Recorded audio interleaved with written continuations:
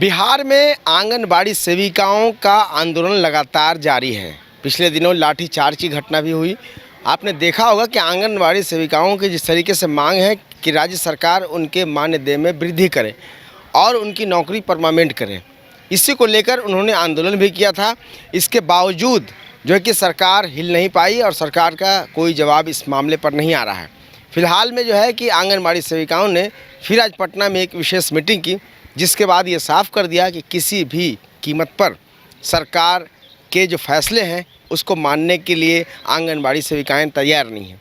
आंगनबाड़ी सेविकाओं का खासतौर पर मानना है कि जिस तरीके से और जो नियोजित कार्य करने वाले जो सरकारी लोग हैं उनका मानदेय बढ़ाया गया, उसी तर्ज पर सरकार आंगनबाड़ी सेविकाओं की भी मानदेय को बढ़ाए, जिसे राज्य सरकार अभी मुकम्मल तरीके से अंजाम देने की कोशिश नहीं कर रही है। जिसे लेकर आंगनबाड़ी सेविकाओं ने आज भी बैठक में साफ कर दिया कि हम किसी भी कीमत पर पीछे नहीं हटेंगे और सरकार को कहीं ना कहीं आगे आकर इस फैसले को लेना होगा कि उनके जो वेतन है, मानदेय हैं, उसमें वृद्धि करे। वो तो अनिश्चितकालीन है, क्योंकि इसमें है कि जब तक हमारी मांगें पूरी नहीं होगी तब तक हड़ताल जारी रहेगा। लेकिन मैं अपने अध्यक्ष सर से पूछना चाह रही हूँ कि जो अपील करने के लिए 3 दिन का डेट रखा गया है, किसी को 2 नवंबर, 2 अक्टूबर और किसी को प्रखंड में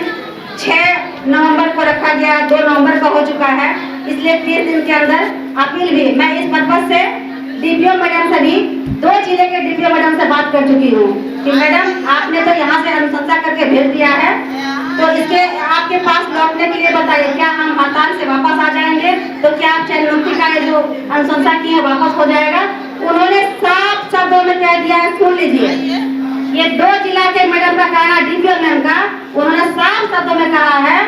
कि आप जो जिस तरीका का चयनमुक्ति का अनुशंसा हो गया है वो बिना अपील या प्रक्रिया के आप वापस नहीं आ सकती हैं। हमारे पास आपके लिए कोई ऑप्शन नहीं है,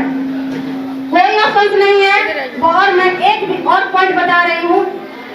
जिला किशनगंज की कुछ सेविका जो यहाँ से जाने के बाद वो हड़ताल कर चुकी थी और पुनः योगदान ऑफिस में अपना दे चुकी थी, तो जैसे ही सारा सेंटर खुला और जिस सेविकाओं का चयन रद्द का मुक्ति का अनुशंसा किया गया था, उन सेविका वो भी केंद्र खोली, लेकिन तुरंत उनके केंद्र पर एक एलएस गई और बोली आप केंद्र नहीं खोल सकती हैं, क्यों ना कि आपका चयन रद्द कर दिया गया है। तो बोले क्यों? फिर वो धन है सर अभी बोले थे तो मैं सुन रही थी सर की बात, वो पुनः फिर उस दिन मीटिंग करी और हड़ताल में वापस गई है। यानी आप धोबी का कुत्ता घर के ना घाट के, जिसका चयन रद्द हो गया है